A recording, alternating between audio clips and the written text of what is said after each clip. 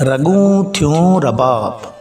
जॾहिं ज़िक्र करण वारो अल्लाह साईं जे फज़ल करम ऐं दुरूद पाक जी कसरत सां कोशिश करे थो त हिन आयत ते पूरो थो लही अचे।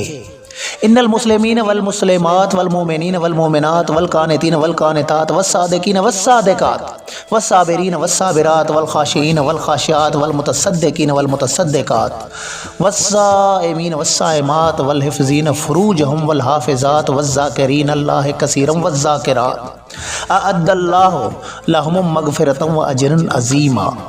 तर्जुमो, बेशक मुसलमान मर्द ऐं मुसलमान ज़ालूं ऐं मोमिन ऐं मोमिन्याणियूं, फरमान बरदार ऐं फरमान बरदारणियूं, ऐं सच्चा ऐं सचियूं, ऐं सब्र वारा ऐं सब्र वारियूं, ऐं ख़ुदा खां डिॼंदड़ ऐं ख़ुदा खां डिॼंदड़ियूं, ऐं ख़ैरात करण वारा ऐं ख़ैरात करण वारियूं, ऐं रोज़े रखण वारा ऐं रोज़े रखण वारियूं, ऐं पंहिंजे उघड़नि खे निगाह रखण वारा ऐं निगाह रखण वारियूं, ऐं अल्लाह खे घणो यादि कंदड़ ऐं यादि कंदड़ियूं, उन्हनि सभिनी लाइ बख़्शिश ऐं वॾो अजर तयारु कयो आहे। सूरह अहज़ाब नंबर 33। त ॾींहुं राति त राति ॾींहुं विज़ू बग़ैर विज़ू उथंदे वेहंदे कमकार में फ़ज़कुरूनी अज़कुरकुम वशकुरूली वला तकफ़रून। तर्जुमो, तंहिं करे मूंखे यादि करियो त अव्हांखे यादि करियां ऐं मुंहिंजो शुक्र करियो ऐं मुंहिंजी बेशुक्री न करियो। सूरह बकर। तहत ज़िक्र में मशगूल रहण जे रुझान में मगन रहे थो। जिते दुनिया पंहिंजी नापाक ख़्वाहिशनि जी जकड़ में जकड़जी बेसुकूनी जी वबा खे भोॻे रही हुजे, उते ई ज़ाकिर ज़िक्र जी मशगूलियत में सुकून ऐं राहत कल्ब जा मज़ा पियो माणे।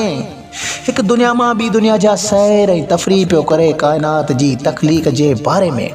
फ़बअय्यि आलाइ रब्बिकुमा तुकज़्ज़िबान। तर्जुमो, पोइ तव्हां पंहिंजे परवरदिगार जी कहिड़ियुनि कहिड़ियुनि नेमतुनि जो इनकार करे सघंदो। फ़िक्र ऐं फ़हम खे वधाए उन मालिक हक़ीक़ी जी नेमतुनि ऐं रहमतुनि जे हुसूल में गुम थो रहे।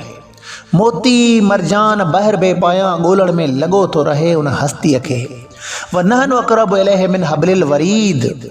तर्जुमो, ऐं असीं ॾाहोसि संदसि साह जी रग खां वधीक वेझा आहियूं। ताईं पहुचण जे ॾस में ॾूर ॾोरींदो रहे थो। वहुव माकुम इन मा कुंतुम। तर्जुमो, ऐं जिते अवीं हुजो उते उहो अव्हां सां गॾु आहे। सूरह हदीद।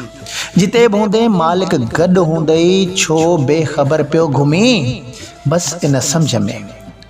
कुल मन अलैहा फ़ान व यब्का वजहु रब्बिका ज़ुल जलाल वल इकराम।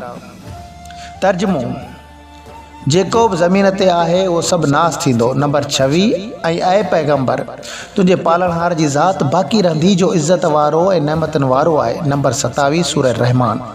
सभु ख़तमु थियणो आहे, ज़िक्र खे बका आहे, जंहिंजो ज़िक्र जारी आहे। मुसन्निफ़ सैयद ग़ुलाम हैदर शाह कलंदरी।